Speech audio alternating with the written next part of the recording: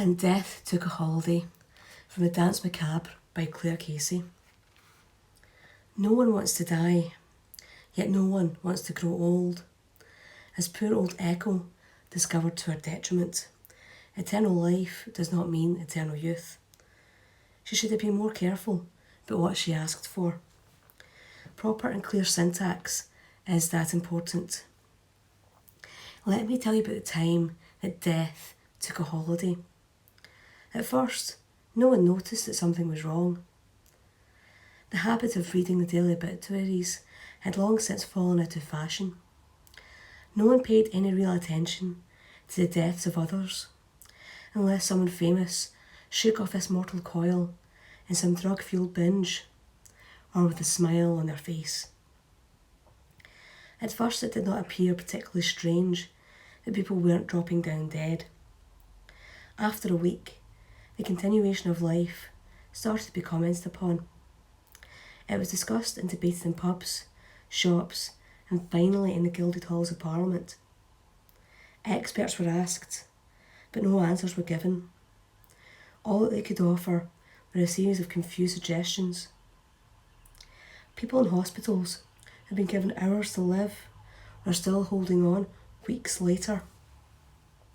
Yet none of them were getting any closer to crossing over to the other side.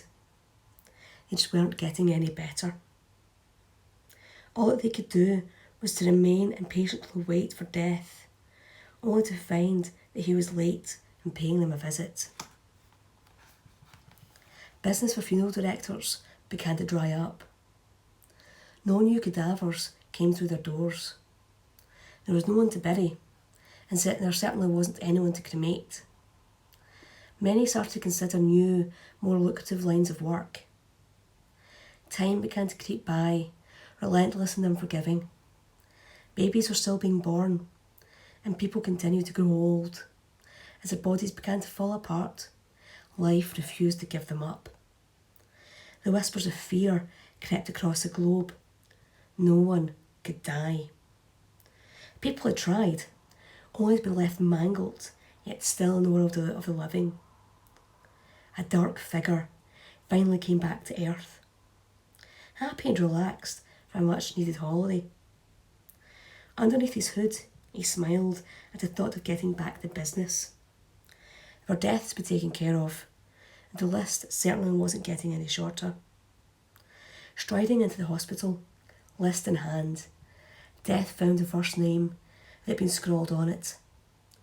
Standing over the person in question, a single touch was all that was needed to get the ball rolling.